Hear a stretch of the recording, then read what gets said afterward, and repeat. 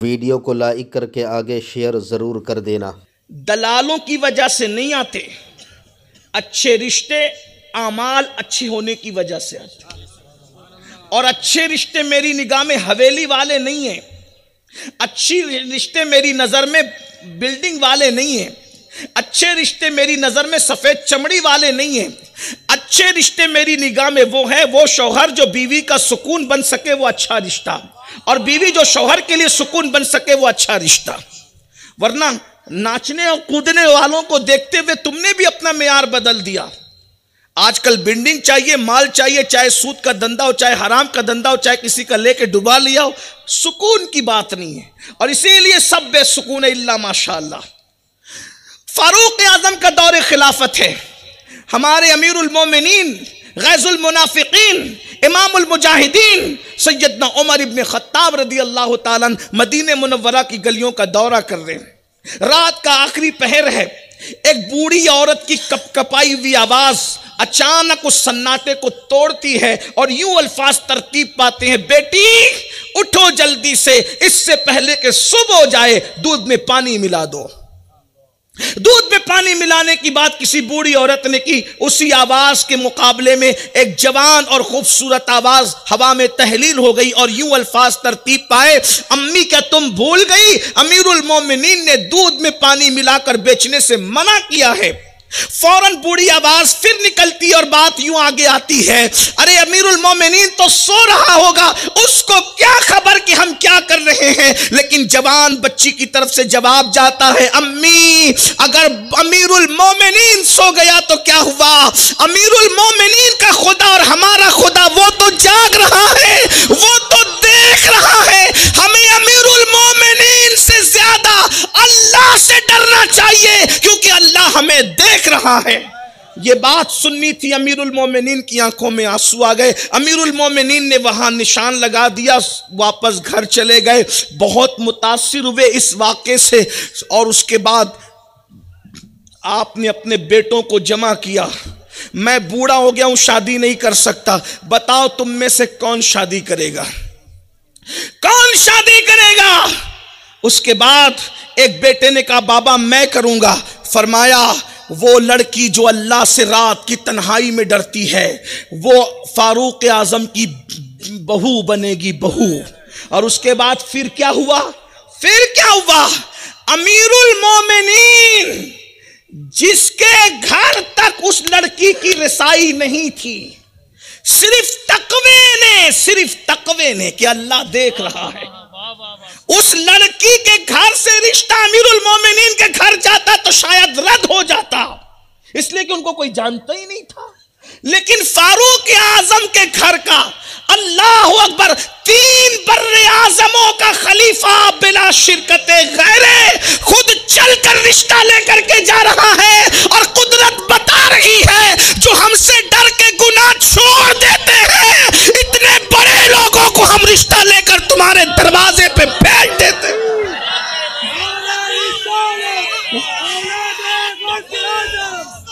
मैं अपनी कौम की बच्चियों से कहता हूं, मायूस क्यों हो, उस बच्ची की तरह तुम भी अल्लाह से डरो।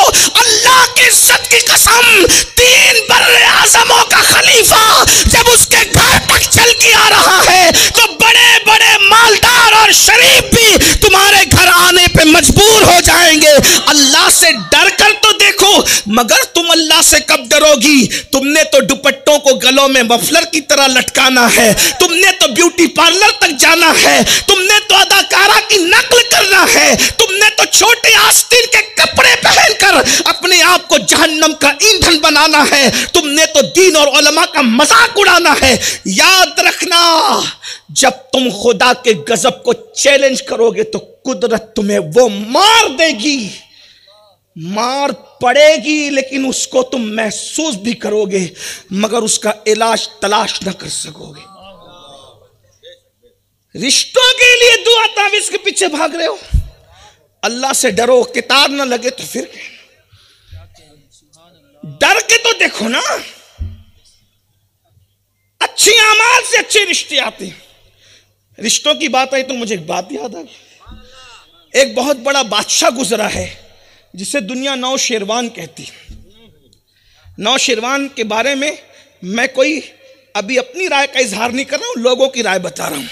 लोग कहते हैं कि वो बड़ा आदिल था, नौशेरवान बड़ा आदिल था, लोग कहते हैं बड़ा मेहमान नवाज था, लोग कहते हैं लोगों पे बड़ा एहसान करता था, लोग कहते हैं दादा ने नेकी की, ठीक, पोतियों को क्या सिला मिला?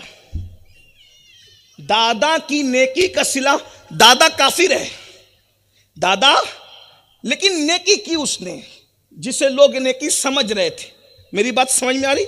नौशेरवान का बेटा यज़्दजर्द की 3 बेटियां, और ये तीनों बेटियां ईरान की जंग में जब ईरानी जंग हार गए तो ये सब कनीज बना करके मुसलमानों के हाथों कैदी बनकर मदीने मुनव्वरा में लाई गई।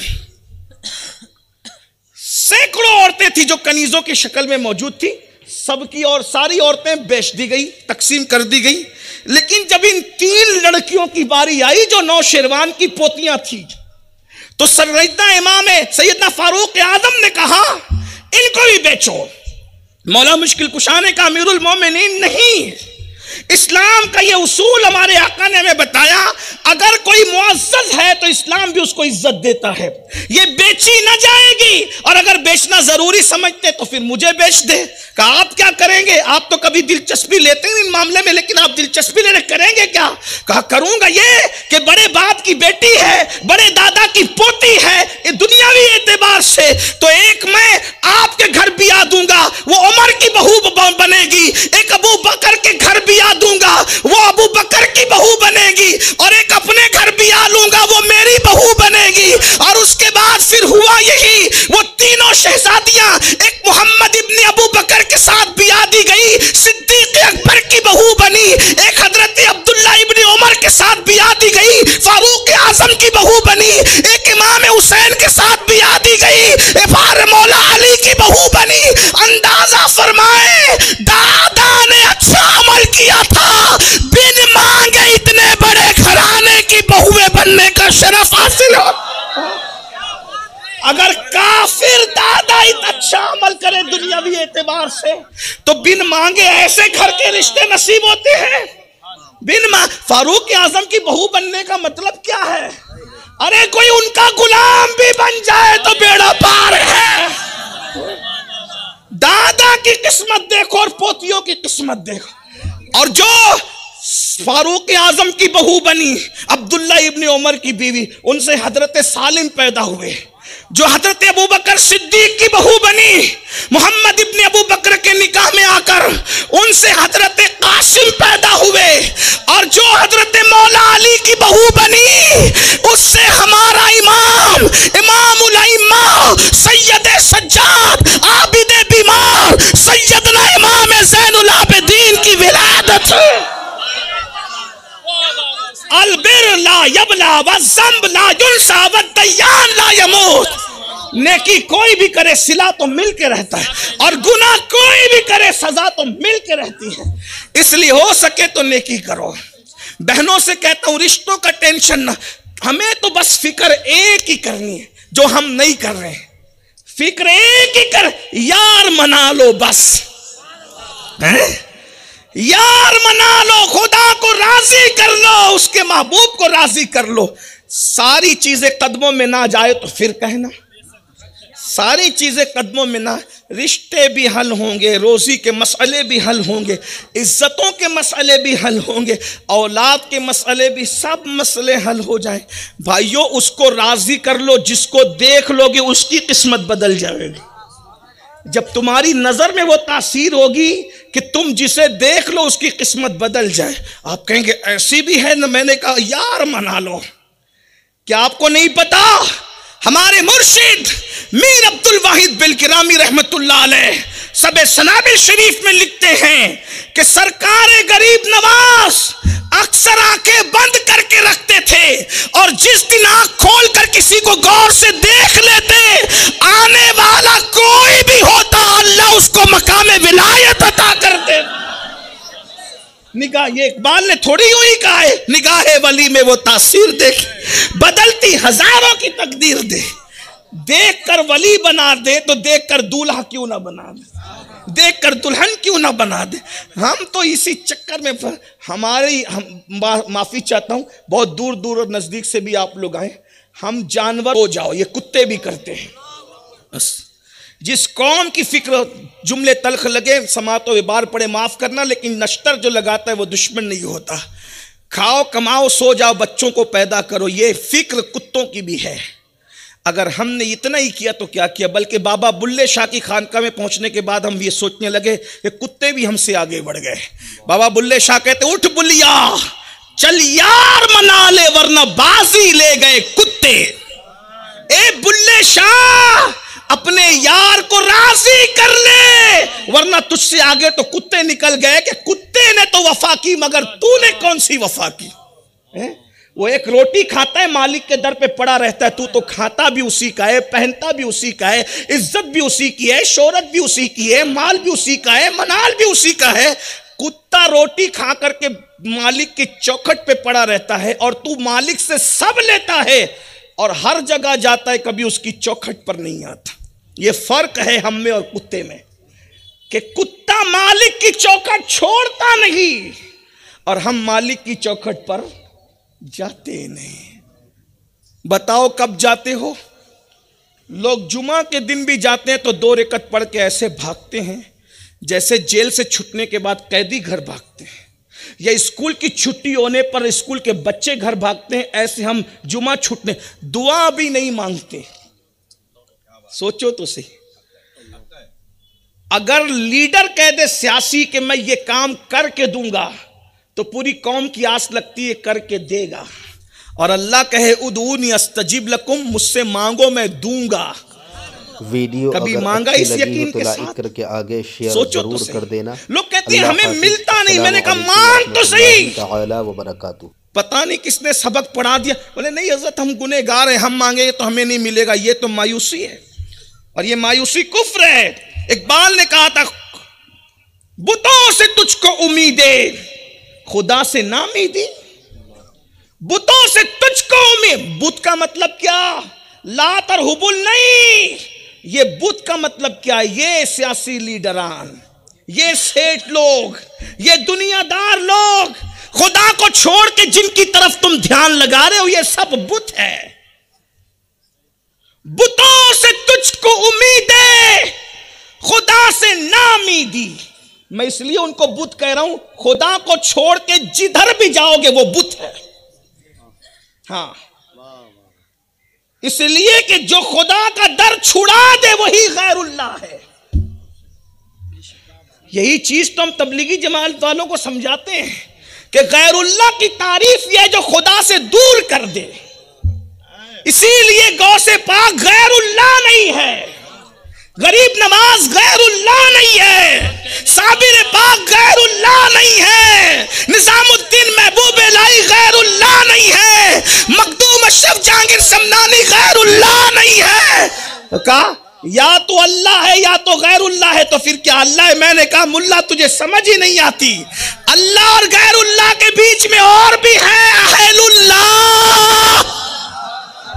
जो अल्लाह से दूर करे वो गैरुल्लाह है और जो अल्लाह से करीब कर दे वो अहलुल्लाह है।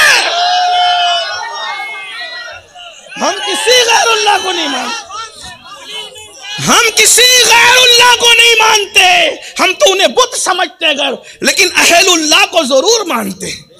इसीलिए अहलुल्लाह को फूल भी चढ़ाते हैं, अहलुल्लाह पे चादर भी चढ़ाते हैं, अहलुल्लाह पर न्याज़े और नजरें भी पेश करते हैं, क्योंकि वो अहलुल्लाह हैं और अहलुल्लाह ही अल्लाह से मिलाते। क्यों कहा? क्यों? मैंने कहा तेरा दोस्त तो तुझसे मिलाता है, अल्लाह का दोस्त तो अल्लाह से मिलाता है। बात इतनी है ना। हाँ, जिसके दोस्त से मिलोगे वहां तक पहुंचोगे। तो तेरा दोस्त जब तेरे दर तक ले गया तो क्या खुदा का दोस्त खुदा के दर तक नहीं ले जाए? अल्लाह खुद फरमाता है औलियाई तहता कबाई, मेरे औलिया मेरी चादर गैरत के नीचे रहते हैं। और एक मकाम पे फरमाया वो रातें मेरे साथ गुजारते हैं। अरे मैं तो 40 साल तक इशा के वुजू से फजर नहीं पढ़ सकता, इसलिए अल्लाह तक मैं नहीं पहुंच सकता,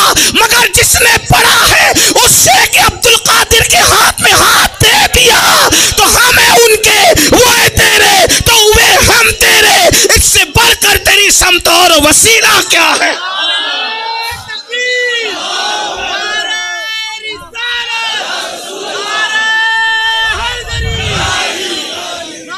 अब ये और बात है नसीब की कि किसी के यहां गैरुल्लाह है, किसी के यहां अहलुल्लाह है। अब आपको इंतखाब करना पड़ेगा, आप गैरुल्लाह की जमात में जाते हो या अहलुल्लाह की जमात में। ये तो हम फख्र और शुक्र से कहते हैं, जिसने अपना जनाजा खुद पढ़ाया है वो साबिर पाक अहलुल्लाह हमारी जमात में है। जिसने अपनी चादर खुसरो के सर पे डाल के सैर करा दी आलम बाला की, वो महबूब इलाही भी हमारी जमात में है। और खुसरो ने यूं रिपोर्ट पेश की जो आज भी पढ़ी जाती है, अल्लाह अकबर। खुसरो की शायरी तो मानते हो, खुसरो का अकीदा भी मानो। नमी दानम चे मंजिल बोध सब जाए के मन बूदम, बाहर सूरख से बिस्मिल बोध सब जाए के मन बूदम। परी पैकर निगारे सर वो कद्दे लाला रुखसारे, सरापा आफत दिल बोध सब जाए के मन बूदम। और फिर उस मजलिस की शान क्या है, खुदा खुद मेरे मजलिस बूद अंदर लाम का खुसरो, खुदा खुद मेरे मजलिस बूद अंदर लाम का खुसरो। मोहम्मद शम्मे महफिल बूद सब जाए के मन बूद। ये अहलुल्लाह है जो वहां तक पहुंचाते हैं जहां तुम्हारा गुमान भी नहीं जाता है। ये अहलुल्लाह है। तो मैं बात ये कह रहा था, सबसे उम्मीदें लगा के रखे हो ये गैरुल्लाह से। इकबाल कह रहे हैं, बुतों से तुझको उम्मीदें। बुतों ने कहा था ना अच्छे दिन लाएंगे, ला सके। मैं हिंदुस्तान को जहन में रख के नहीं कुछ कह रहा हूं, लेकिन बात जरा गौर कीजिए। कभी ला सका कोई बुत अच्छा दिन? बुत अच्छा दिन कैसे लाएगा, क्योंकि वो तो नाक पे बैठी हुई मक्खी नहीं हटा सकता है? फिरौन कहता था कि तुम हमारी इबादत करो, हम तुम्हें अच्छे दिन लाएंगे, लेकिन खुद बाप ना बन सका फिरौन। कुदरत ने कैसी मार मारी। अरे जब तो खुद बाप ना बन सके, वो लोगों को अच्छे दिन क्या नसीब कर सके? फिर फिरौन जो था, आज से 4-5 हजार साल पहले की बात कर रहा हूं। 4-5 हजार साल पहले आसिया घर में बीवी मौजूद है, लेकिन बाप न बन सका, इसलिए फ्री में बनने की कोशिश की कि मूसा को बेटा बना लेंगे और अपने वारे न्यारे हो जाएंगे। मूसा ने भी गोद से ताड़ी पकड़ के वो तमाचा दे के बताया, तू जैसे को हम बाप नहीं बनाते।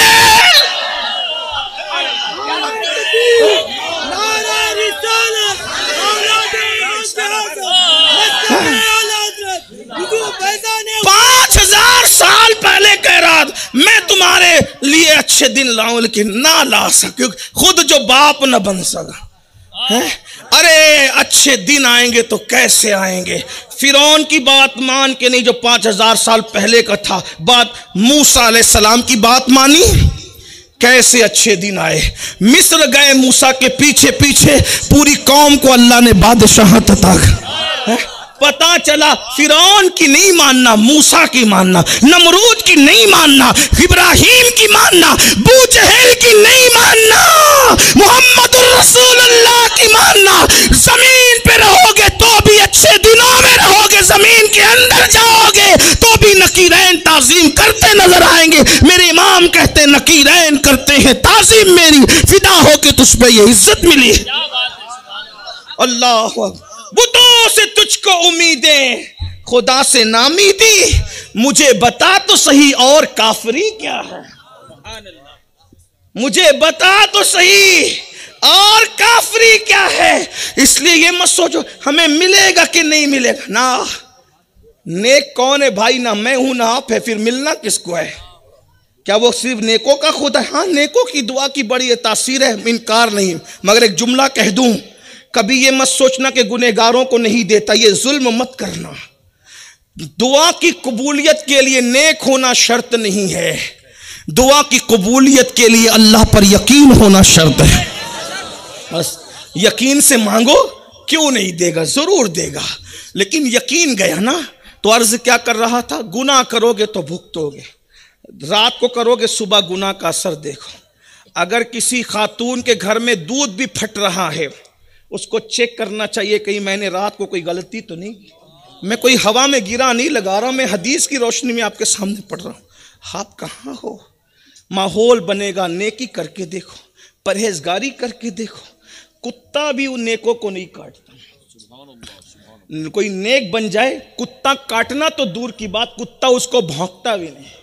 उठाए कुरान सूरतुल कहफ। चंद नौजवान अल्लाह के वली जब निकले हैं, अल्लाह आज से तकरीबन सैकड़ों साल पहले की बात है। सैकड़ों, मैं पुरानी दौर की बात कर रहा हूं, आप उसको अभी पे मत लेना, यकीन कह रहा हूं, कोई हंसी मजाक की बात नहीं, सच्चाई कह रहा हूं। सैकड़ों साल चंद नौजवान निकले ईमान बचाने के लिए, क्योंकि बादशाह जो था ईमान का डाकू बन गया था, गुंडागर्दी कर रहा था कि हम तुम्हें रहने नहीं देंगे और ये करेंगे और वो करेंगे। वो बेचारे परेशान होकर निकले। याद रखना, अल्लाह कुफ्र को तो मोहलत देता है मगर जुल्म को मोहलत नहीं देता। ये मौला मुश्किल कुशा का कौल है। कुफ्र को मोहलत मिलेगी, जुल्म को मोहलत नहीं मिलेगी, क्योंकि कुफ्र का ताल्लुक खालिक से है।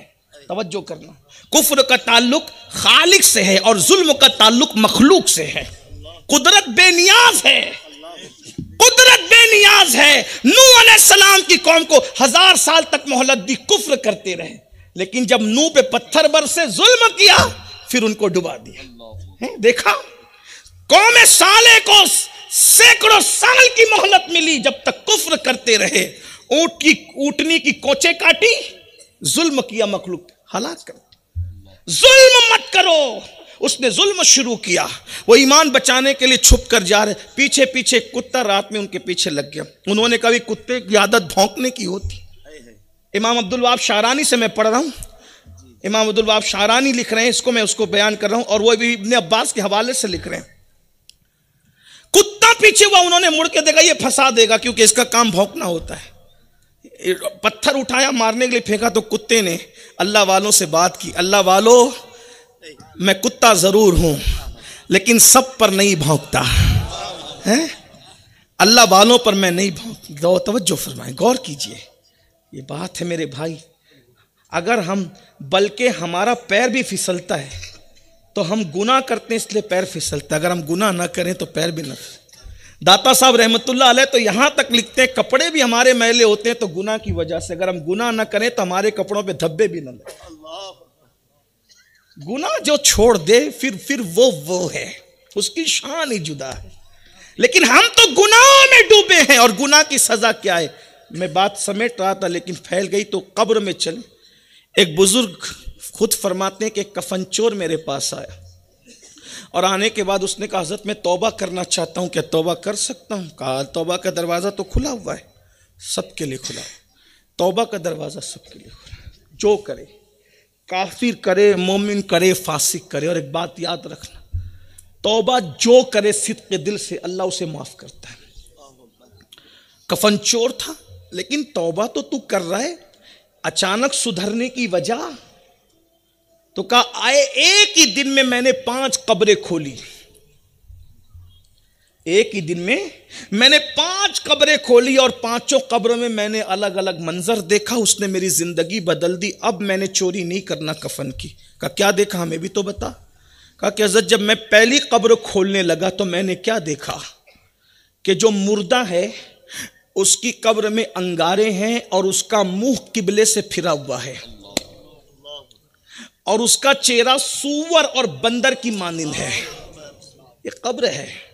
कब्र में ना किसी की दादागिरी चलनी है, ना किसी की बाबागिरी चलनी, कुछ नहीं, कोई ठेकेदार नहीं है कब्र का, हश्र का कुछ नहीं। जिससे यार राजी है, जो पिया को भाई अख्तर, वो सुहाना राग है, जिससे ना खुश है पिया, वो रागनी अच्छी नहीं।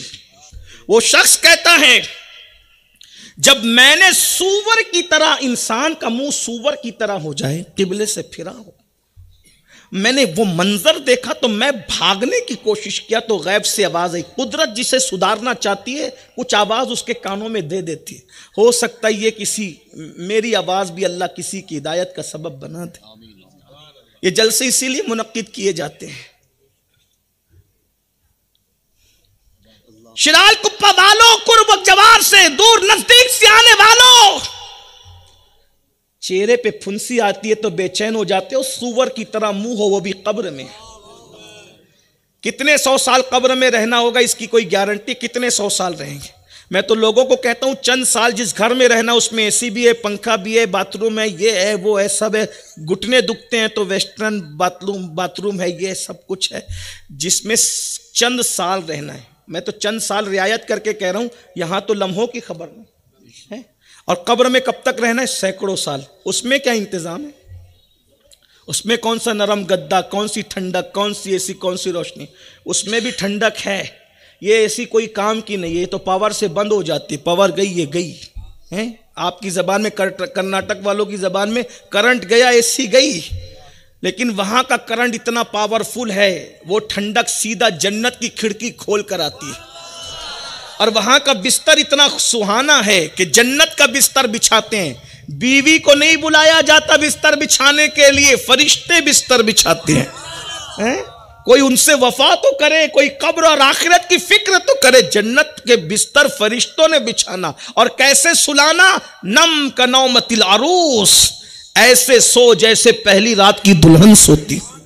पहली रात की दुल्हन को कोई टेंशन होता है? कोई टेंशन नहीं होता, मजे से सोती है। और क्यों सोती है? हमारे सूफिया कहते हैं वो किसी के लिए नहीं सोती, वो तो सिर्फ यार के लिए सोती, महबूब के लिए सोती है। और वो चादर डाल के पड़ी रहती है, जब उसका महबूब आता है तो कदमों की आहट से वो बेदार होती है। तो ये कमरे की दुल्हन महबूब के लिए सोती है, वो कफन की दुल्हन किसकी मोहब्बत में सो रही है?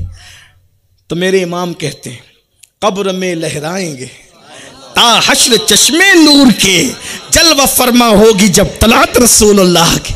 और आसी गाजी पूरी कहते हैं आज फूले न समाएंगे कफन में आसी, कब्र की शब है किस गुल से मुलाकात की रात। और ताजुश्शरिया कहते हैं आपकी तलात को देखा जान दी, कब्र में पहुंचा तो देखा आप हैं। कोई वफा तो करके देखे उनसे। बहरहाल वो शख्स कहता है, वो जवान कहता है अपने मुर्शिद से कि हजरत मैंने देखा उसका मुंह सुअर की तरह, चेहरे किबले से फिरा हुआ है, आग भड़क रही है, सारी उम्मत हुजूर के कदमों के करीब हो जाए। इसीलिए यहां हर सिलसिला मौजूद है, हर बिरादरी मौजूद है, अल्हम्दुलिल्लाह हर पेशे के लोग मौजूद है। वजह हमारा एक ही नजरिया है, नबी का जो गुलाम है हमारा वो इमाम है। हुजूर की मोहब्बत जिसके दिल में समा गई वो कुछ भी है हमारा आका है, हम उसे इज्जत की नजर से देखते हैं। बहरहाल तो अर्ज ये कर रहा था, जल्दी जल्दी से हदीस पढ़ता। अल्लाह के रसूल अलैहिस्सलातु व तस्लीम फरमाते हैं कि नशा वही करता है, नशा वही करता है जिससे अल्लाह रसूल बेजार है। और फरमाया अल्लाह रसूल कितने बेजार है, तो एक रिवायत में उम्मुल मोमिनीन सैयदा आयशा सिद्दीका फरमाती हैं नशा करने वाला बीमार पड़े उसे देखने भी ना जाओ, वो कर्जा मांगे उसको कर्जा भी मत दो, वो महफिल में आए उसको इज्जत के साथ मत बिठाओ। बल्कि यहां तक फरमाया लोगों की इबरत के लिए। हालांकि मैं वाजे कर दूं कि हनफी होने की वजह से हम कबायर के मुर्तकिब का जनाजा पढ़ते हैं, पढ़ते रहेंगे, लेकिन चूंकि हदीस है, हदीस पाक में इबरत की बात की गई है। फरमाया गया कि अगर वो मर जाए तो उसके जनाजे में शिरकत मत करो। उलमा ने इतना इजाफा कि अगर हलाल समझ के नशा करता, आज नशे में डूब रहे, नशे की लानत क्या है? हदीस पाक में आया अल्लाह के रसूल अलैहिस्सलाम फरमाते हैं नशा करने वाले जब मैदान मैशर में आएंगे तो उनके मुंह से पाखाने की उल्टी हो रही, वो पाखाना उगलते हुए। आज एमडी पीने वालों, शराब पीने वालों, पता नहीं किस किस अंदाज में नशा करते हैं, मेरी कौम के जवानों संवर जाओ, आखिरत तबाह हो रही है, कब्र में सूअर की शक्ल हो रही है। एक हदीस पाक तो यहां तक है, इब्ने मसूद फरमाते हैं अल्लाह के रसूल अलैहिस्सलाम की हदीस बयान करते हुए कहते हैं कि जब नशा करने वाले कब्र से उठेंगे या उनकी शक्ल सूअर की तरह होगी या बंदर की तरह होगी, और वो लोहे का गुज, वो लोहे का हथौड़ा जिसको इंसान और जिन्नात मिलकर भी उठा ना सके, उस हथौड़े से फरिश्ते उनका इस्तेकबाल करेंगे। और हदीस पाक में यह भी आया नशा करने वालों को जहन्नम के अंदर आग की सूली दी जाएगी, आग की सूली, और 1000 साल तक उनको आग की सूली पर लटकाया जाएगा। ये बर्दाश्त कर सकते हो। और दुनिया में क्या हो रहा है, बीमार पड़ रहे हो नशे की वजह से, बीवी का हक अदा नहीं कर पा रहे हो नशे की वजह, बच्चों का हक अदा नहीं कर पा रहे हो नशे की वजह। मेरे भाइयों, अगर मेरे नौजवान यहाँ नशा करने वाले मौजूद हैं, अगर मुझे यकीन होता कि उनका पैर पकड़ कर कहूँगा तो वो मान जाएंगे, तो मैं एक एक का पैर पकड़ के कहता हूँ, मेरी कौम के लड़कों, मेरी कौम के जवानों, तुम सिर्फ अपने माँ बाप की अमानत नहीं हो, जवान पूरी कौम का सरमाया है। जिस कौम का जवान समर जाता है उस कौम की तारीख सुनहरी हरफों से लिखी जाती है, और जिस कौम का जवान अय्याश और आवारा हो जाता है उस कौम को सफ़े हस्ती से मिटा दिया जाता है। इस्लाम दुश्मन ताकतों की साजिश है। मुसलमानों को पढ़ने मत दो, आगे बढ़ने मत दो, तिजारत करने मत दो। जानते हैं तुम्हारी सलाहियत, तुम्हारा टैलेंट, जानते हैं कि ये इतने टैलेंट है, अल्लाह अकबर, कि अगर ये पढ़ेंगे तो फिर इनका कोई मुकाबला ना कर सकेगा, ये तिजारत करेंगे तो कोई मुकाबला ना कर सकेगा, ये सियासत करेंगे तो भी कोई मुकाबला ना कर सकेगा। अरे हजारों साल की हुकूमतों को पैरों में गिराया था जब मुसलमान सियासत करने पर आए थे। बड़े बड़े ताजिर दर के भिखारी बने थे जब मुसलमान तिजारत करने पर आए थे, और जब पढ़ने पर आए थे तो सारी कौम कासे गदाई लेकर इल्म की खैरात मांगती थी। आप भूल गए? अरे कल की बात क्यों करते हो, आज की बात करो। हमारे मुल्क को, हिंदुस्तान को ताजमहल से लेकर लाल किले तक, और लाल किले से लेकर सोने की चिड़िया बनाने तक, और सोने की चिड़िया बनाने से लेकर एटमी पावर तक पूरी दुनिया में जिसने मशहूर किया है वो यही कलेमा पढ़ने वाले तो हैं। हिंदुस्तान को एटमी ताकत किसके जरिए मिली? वही ना जिसे अब्दुल कलाम कहा जाता है। अरे जो कलाम का अब्दुल हो वो एटमी ताकत अता करता है, फिर कलाम की ताकत क्या है? जब अब्दुल कलाम का ये आलम है तो फिर कलाम की ताकत क्या? और जब कलाम ऐसा है तो फिर साहिब कलाम कैसा हो? अभी मैं किसी के अकीदे पे गुफ्तगू नहीं कर रहा हूं, मैं तो जाहिर की बात कर रहा हूं। हमें कोई अकीदे की तायीद है मैं तो नहीं कर रहा हूं, लेकिन सिर्फ जाहिर की बात जो लोगों की नजर में वो पेश कर रहा हूं। वरना हमारे नजरियात तो वही है, फिर हुस्सामुल हरमैन है। हमारे लिए फिलहाल अकायद के मामले में एंड जो है वो फिक्र रजा है, हम उसके वारिस, वो हमारी मुआफिज, इतना याद रख। लेकिन लोग जो कहते वो कह रहा, तो कहा कि ये जिना भी करता था और शराब भी पीता, और आज जहां शराब होगा वहां जिना जरूर आएगा।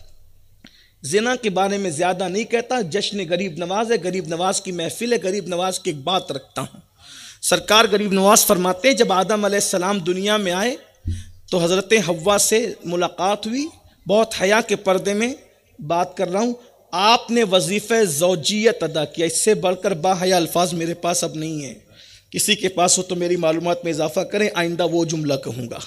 वजीफ़े ज़ौजियत अदा किया हज़रत हव्वा के साथ। गुस्ल की हाजत हुई तो हज़रत जिब्रील ने कहा गुस्ल करे। जब गुस्ल किया तो बहुत आपने अपने आप को फ्रेश महसूस किया। गरीब नवाज के मलफूज अपने अल्फाज के जामे में पेश करूँ, इसलिए कि कुरान कहता है लितस्कुनु इलैहा। उस गुस्ल के बाद जो सुकून है, मैं समझता हूँ कि बादशाहत में वो तख्त पर सुकून नहीं है जो अल्लाह ने लितस्कुनु इलैहा में सुकून रखा है। और जब वो हुआ तो हज़रत आदम के पास जिब्रील आके कहे हज़रत कैसा महसूस हुआ? कहा कि इतना सुकून है। कहा एक बात और सुने, जितने कतरे टपके हैं गुस्ल में, हर कतरे के बदले 1 साल की इबादत का सवाब मिला है, और उतनी तादाद में फरिश्ते पैदा हुए जो सब इबादत करेंगे तो उसका सिला अल्लाह आपको अता करेगा। तो आदम करीम अपने बच्चे याद आ गए, बेटे याद आ गए, बेटियां। कहा ये मैं नबी हूं इसलिए मेरे लिए ये है या सब के लिए? कहा जो भी निकाह के बाद गुस्ल करे अल्लाह की रजा के लिए, उन सबको यही सवाब है। हर गुस्ल, हर कतरे के बदले 1 साल की इबादत, हर कतरे के बदले हलाल गुस्ल की बरकत, और इतनी तादाद में फरिश्ते पैदा होंगे और वो दुआ करेंगे और इबादत करेंगे, उसका सिला मिलेगा। लेकिन फौरन गरीब नवाज की आंखों में आंसू आ गए। कहा बाबा कुतुब दूसरी बात भी सुन ले। कहा हज़रत जिब्रील ने फिर ये भी कहा कि अगर कोई जिना करेगा तो जिना के बाद जब गुस्ल करेगा तो जितने गुस्ल में कतरे टपकेंगे, हर कतरे के बदले 1 साल का गुनाह। और जितने कतरे होंगे उनकी तादाद के बराबर शयातीन पैदा होंगे, और उन सब के पाप के बराबर, उन सब के पाप का वबाल उसके सर जाएगा जिसके जिना से वो शयातीन पैदा हुए। ये भी सूफिया फरमाते हैं जो जिना करते हैं दुनिया में, अल्लाह बतौर सज़ा उनके ख़ानदान में लंगड़ी, लूली, अंधी, ऐबी औलाद पैदा करता है ताकि खुदा उनके उस सदमे से उन्हें दो चार करे। अब ये मत समझना कि जितने के यहाँ ऐबी पैदा होते सब ऐसा नहीं। 1-2% को अल्लाह इम्तिहान के तौर पे देता है, बाकी अक्सरों को सज़ा के तौर। अय्यूब अलैहिस्सलाम भी बीमार पड़े, लोग भी बीमार पड़ते हैं। अय्यूब की बीमारी मोहब्बत की वजह से थी, दर्जात की बुलंदी की वजह से थी। जेल में गुंडे भी जाते हैं, जेल में यूसुफ सिद्दीक भी गए, उनको सज़ा के तौर पर डाला जाता है, इनके दर्जात की बुलंदी के तौर पर डाला गया। तो याद रखना, सबको एक लाठी से नहीं हाँक सकते। जल्दी जल्दी पढ़ रहा हूँ, एक बात और सुन ले। ज़िना के बारे में हदीस, दिल तो नहीं चाहता कि बात रोकूं, लेकिन सुन ले। हदीस पाक में यहाँ तक मेरे आका फरमा, हुजूर ने ना फरमाया होता तो मैं ना कहता, मैं कोई शौक़ नहीं, लेकिन हुजूर ने फरमा दिया तो बयान तो करूँगा ना। ज़िना करने वाले 2 मिनट की, 3 मिनट की, चंद मिनट की लज्जत के लिए क्या कर रहा है। मेरे आका फरमाते हैं जो दुनिया में ज़िना करेंगे, क़यामत के दिन उनको जहन्नम की आग की बनी हुई कमीज़ पहनाई जाएगी। और उससे बढ़कर एक बात फरमाई मेरे आका ने कि उनकी शर्मगाहों पर जहन्नम की आग दहकाई जाएगी। बस मैं इस पर कोई तफसीरा नहीं करता, इतना ज़रूर कहता हूँ कितने नाजुक मकाम पर, अल्लाह अकबर, जहाँ इंसान को चोट आ जाए तो जान चली जाती है, जब शर्मगाहों पर ज़िना की वजह से जहन्नम की आग दहकाई जाएगी जो पहाड़ को पिघाल देती है, तो इनका क्या बनेगा। इस्लाम कहता है हलाल की तरह, इस्लाम ने ऑल्टरनेट पेश किया है। क्यों ज़िना करते हो, निकाह करो। और नौजवान लड़कों को तो मैं कई जगह कह चुका, शादी की उम्र हो, माँ बाप शादी नहीं करते, अदब के साथ हाथ बांध के कहो हम शादी के काबिल हो गए, हमारी शादी करो, ये ऐब नहीं। ज़िना करके पापी मुजरिम और अल्लाह की नज़र में उसका दुश्मन बनने से तो अच्छा है आप माँ बाप से अदब से कहो हमारी शादी कर दो। क्यों ऐब नहीं है इस्लाम में, वजह क्यों ऐब नहीं है। अगर माँ बाप से हमने बचपने में खिलौना मांगा है, खिलौने की ज़रूरत थी मांगा, मिठाई की हाजत थी मांगा, आज बीवी की ज़रूरत है, हमारा हक है, अदब से मांग लो। और माँ बाप से भी कहता हूँ औलाद की शादी में ताख़ीर न करो। ये जो बच्चे और बच्चियाँ बुराई की तरफ जा रहे हैं उसकी सबसे बड़ी वजह यह भी है, शादी में ताख़ीर हो रही है। पता नहीं किसकी नज़र लगी। हमारे आका अलैहिस्सलाम ने तो यहाँ तक फरमाया नमाज का वक्त आए ताख़ीर मत करो, जनाजा तैयार है तदफीन में ताख़ीर मत करो, बेटा बेटी बालिग हो जाए निकाह करने में ताख़ीर मत करो। और एक बात यह भी फरमाई, जिसने बेटा बेटी के निकाह में देर की बिला वजह और बेटा बेटी जिना में मुब्तला हो गए तो उस जिना का वबाल उसके माँ बाप के सर भी डाला जाएगा। अब आप कहते हैं हजरत क्या करें कि बच्चों को पढ़ाना भी तो बिल्कुल पढ़ाओ। किसने कहा शादी कर लो विदाई मत करो, यह भी तो एक सुन्नत है। शादी करने के बाद देर से विदाई करो, 3 साल रोको, 5 साल रोको, उसको हाजत होगी फ़ोन पे बात भी करेंगे, दोनों कहीं आना जाना होगा साथ में भी जाएंगे, हराम तो नहीं होगा ना। ये विदाई देर से करना शादी करके ये भी सुन्नत है। उम्मुल मोमिनीन सैयदा आयशा सिद्दीक़ा की शादी के 3 साल के बाद विदाई हुई, सैयदा फातिमतुज़ ज़हरा की शादी के चंद सालों के बाद विदाई हुई, ये भी तो सुन्नत है। किसने कह दिया कि इधर शादी करो और 2 घंटे बाद दुल्हन घर ले आओ। विदाई बाद में करना, पढ़ाते रहो, ये भी पढ़े वो भी पढ़े, फिर करते रहो, लेकिन हराम की तरफ बच्चे जल्दी शादी करो। ये सुन्नत को जिंदा करो। तीनों सुन्नतें हमने छोड़ दी। नमाज का वक्त आता तो नहीं पढ़ते। कितने मेरे भाई होंगे जो नहीं ये पढ़ के आए होंगे सब, और शायद जाके भी ना पढ़े इल्ला माशाअल्लाह। और जनाजे तो हम अल्लाह अकबर, बेटी आ रही है, दामाद आ रहा है, चच्चा आ रहा है, बाबा आ रहा है, बेटा आ रहा है, जो पूरी ज़िंदगी कभी फ़ोन पे बात नहीं करता था 24-24 घंटा, उसके लिए 24 घंटा जनाजा रोका जाता है। क्यों रोकते हो? मैयत वास्ते देती, अल्लाह का वास्ता मुझे जल्दी अपनी जगह पहुँचाओ, लेकिन हम कहाँ रख रहे हैं उन्हें? फ्रीज़र के अंदर। जहाँ ज़िंदगी में तकलीफ़ देते थे मरने के बाद भी तुझे ठंडक की तकलीफ़ देंगे। हुज़ूर अलैहिस्सलाम फरमाते हैं जिससे जिंदों को तकलीफ़ होती है उससे मुर्दों को भी तकलीफ़ होती है। 24-24 घंटा 3-3 दिन तक, 3-3 दिन तक रख रहे हो, क्या जवाब दोगे? किसके लिए? जो दुनिया में नहीं पूछता था। इसलिए जितने टाइम में इंतजाम हुए, जितनी पब्लिक हो भाई, भीड़ के चक्कर में ना पड़ो। इमाम हुसैन के जनाजे में कितने लोग थे? कौन था इमाम हुसैन के जनाजे का इमाम? कौन था बताओ? अरे जिसके जनाजे के इमाम का आज तक पता नहीं, आज उसकी इमामत के डंके मशरिक से मगरिब में बज रहे हैं। चंद अल्लाह वाले भी आ जाए ना, काम बन जाता है। और एक बात कहूं, मगफिरत तो मोमिन की होनी ही होनी है इंशाअल्लाह। हाँ, क्योंकि जन्नत तो बनाई ही है महबूब के गुलामों के लिए, कोई गुलामी तो करके देखे। इसलिए मेरी गुजारिश है, अब्बा का जनाजा, चचा का जनाजा किसी के लिए ना रोका, जल्दी से पहुंचा दो। अपनी जगह पे मैयत वास्ते देते, और मैयत को तकलीफ ना दो। ये फैशन चल पड़ा है, बेटा आ रहा है, बेटी आ रही है, बहू आ रही है, ये सब छोड़ो, जल्दी जल्दी करो। और बातें आगे भी बढ़नी थी, लेकिन बस अब आग ख़त्म करते हुए इतना कह दूं, हुजूर गरीब नवाज रदी अल्लाह तबारक व तआला का जश्न है। हालांकि मुझे इस्लाम माशरा उन्वान दिया था, लेकिन गरीब नवाज को पढ़े बगैर मैं जाऊं तो शायद मैं बेचैन रहूं। हुजूर गरीब नवाज रदी अल्लाह तआला विलायत की कायनात में वो इंसान है जिसके ज़रिए से अल्लाह ताला ने कई लाख लोगों को ईमान की दौलत अता की। बल्कि जब आप सरहद तक पहुंच रहे थे, बाज़ मौर्रिखीन कहते हैं कि अम्मी का विसाल हो गया था, बाज़ मौर्रिखीन कहते हैं अम्मी मौजूद थी। सरहद तक पहुंच रहे थे, 5 लाख लोग मुसलमान हो गए। माँ को ख़त लिखा, अम्मी मेरी ज़बान में अल्लाह ने इतनी तासीर दी कि 5 लाख लोग मुसलमान हो गए। माँ ने ख़त का जवाब भेजा, बेटा ये मेरी कोशिशों की बरकतें हैं, क्योंकि मैंने कभी बग़ैर वज़ू तुम्हें दूध नहीं पिलाया, इसलिए अल्लाह ने मेरे बेटे की ज़बान में वो तासीर। गरीब नवाज के तालीमात बहुत खूबसूरत है। गरीब नवाज फरमाते हैं, अगर अल्लाह तक पहुँचना है, बस बात एंड कर रहा हूँ, उनके मलफूज सुन ले, बात ख़त्म करूँ। फरमाते हैं अगर अल्लाह तक पहुँचना है तो 3 बातें अपने अंदर पैदा करो। नंबर 1, शफ़क़त, सूरज जैसे, सूरज जैसी शफ़क़त। सूरज को देखा शफ़क़त करते, गरीब की झोपड़ी को भी चमकाता है, मालदार के महल को भी चमकाता है। शफ़क़त सूरज जैसे, हत्ता के पेशाब पर भी उसकी किरणें पड़ती है। पेशाब की जगह को सुखा के वो पाक कर देता है, मगर पेशाब उसकी किरणों को नापाक नहीं कर पाता। ये सूरज है, शफ़क़त जैसी सूरज, सूरज जैसी शफ़क़तें। आज हमारे अंदर शफ़क़त है नहीं है। हमने जनाजे भी बांट दिए गरीबी अमीरी में, शादियाँ भी बांट दी गरीबी और अमीरी में, सब बल्कि खैरियत को भी बांट दिया गरीबी और अमीरी।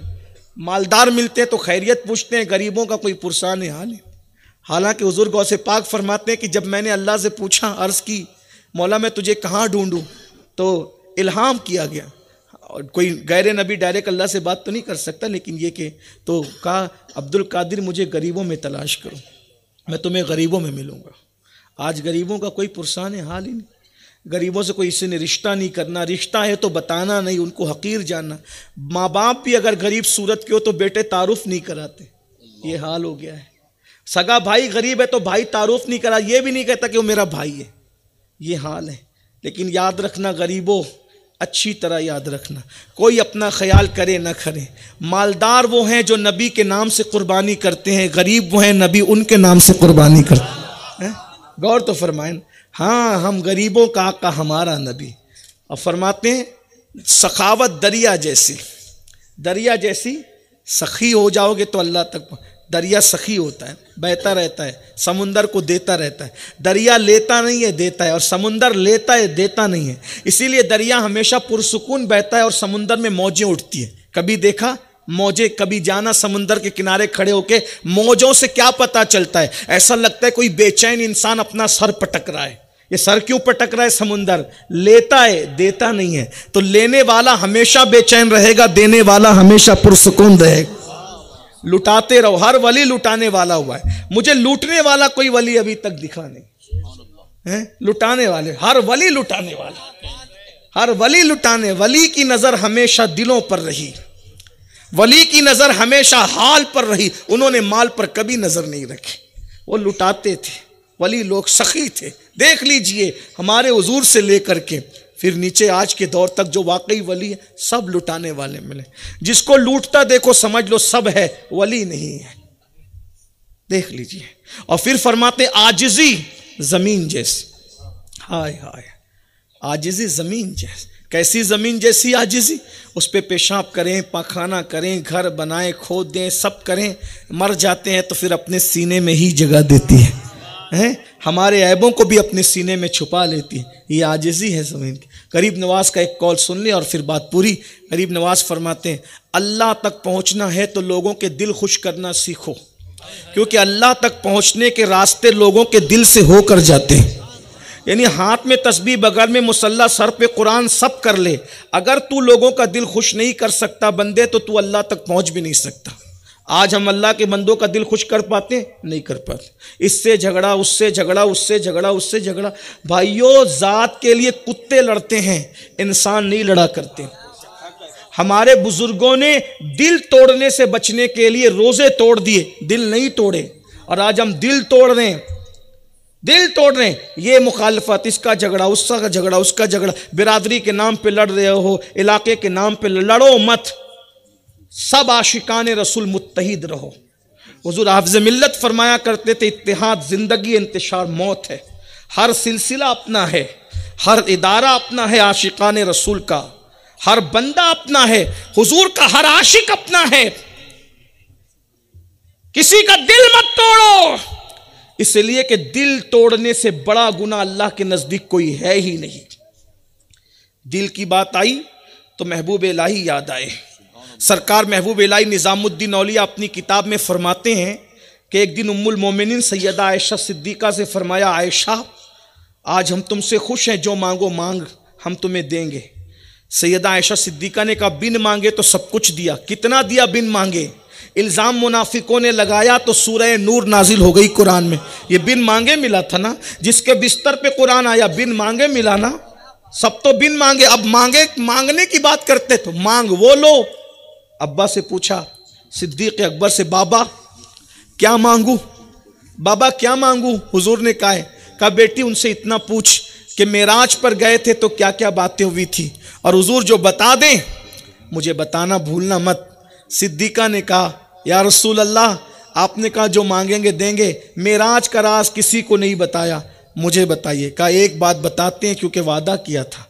फरमाया मेरे अल्लाह ने मुझसे कहा, महबूब तेरी उम्मत में कितना भी बड़ा पापी मुजरिम गुनहगार होगा, लेकिन हम उसको जन्नत देंगे, और वो भी बेहिसाब देंगे, क्योंकि उसका अमल होगा वो लोगों के टूटे हुए दिलों को जोड़ने वाला होगा।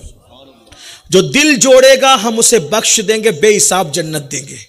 सिद्दीक़ा ने सुना तो खुश हो गई, वो तो निहायत सस्ता सौदा बेच रहे हैं जन्नत का। खुश हो गई, बेहिसाब जन्नत में जाने का पता चल गया। दिल जोड़ते रहो, जन्नत में चले जाओ। बाबा से कहा, बाबा कितना आसान रास्ता दिया जन्नत का, कि जो दिल जोड़े जन्नत में जाए। सिद्दीक रोने लगे। कहा बेटा तूने एक रुख देखा ना, दूसरा रुख भी मैं देख रहा हूं। कहा क्या? कहा अगर दिल जोड़ ले तो बड़े से बड़ा पापी बेहिसाब जन्नत में चला जाए, लेकिन अगर दिल तोड़ दे तो बड़े से बड़ा मुत्तकी भी जहन्नम में जा सकता है। इसीलिए दिल मत तोड़ो। गालियां देते हो, ताने देते हो, झगड़ा करते हो, जिसके पास ताकत है, कुव्वत है, गरीब को दबाता है, पड़ोसी को दबाता है, छोटों को दबाते हो, मत करो।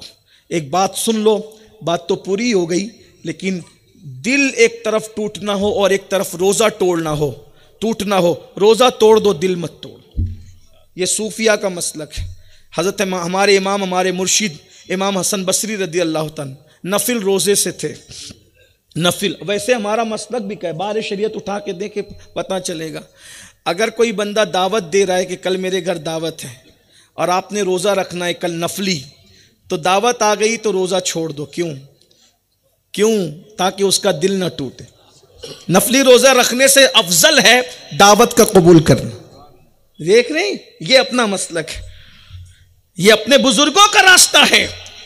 तो इमाम हसन बसरी रोज़े से थे, रास्ते में जा रहे थे, देखा बेचती पानी बेच, और रोकर कहता है लोगों मेरा पानी खरीद दो, सुबह से किसी ने खरीदा नहीं, बच्चों के लिए क्या ले जाऊंगा। इमाम हसन बसरी ने पानी लिया, बैठ के पीने लगे। पानी पी रहे थे तो किसी मुरीद ने टोक दिया, हज़रत आपका तो रोज़ा है ना, रोज़ा तोड़ दिया आपने। आपने कहा बेटा नफली रोज़ा था, आज तोड़ दिया, कल इंशाल्लाह उसकी कज़ा कर लूँगा। लेकिन इस मेरे मुसलमान भाई का दिल टूट जाता तो इसकी कज़ा कब करता। रोज़ा टूटने की कज़ा तो है, दिल तोड़ने की कज़ा ये अपना मसलक है, ये दीन है।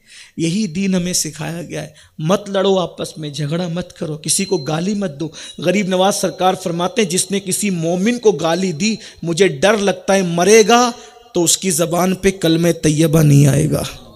आम मोमिन को गाली दो तो ज़बान पे कलमा नहीं आता, जो बीवी को गाली दे उसका क्या हाल होगा। इसलिए मेरे भाइयों सुधरो, संवरो, तौबा करो। वही 5वीं बात इसमें थी, मैं पढ़ता उसको वक्त होता तो, लेकिन पहली कब्र का हाल पड़ा, टाइम ख़त्म हो गया। वो बंदा कहता है जब मैंने 5वीं कब्र खोली तो मैंने क्या देखा 5वीं कब्र में, कि कब्र ता हद्दे निगाह कुशादा है और एक खूबसूरत जवान तख्त पे बैठा है।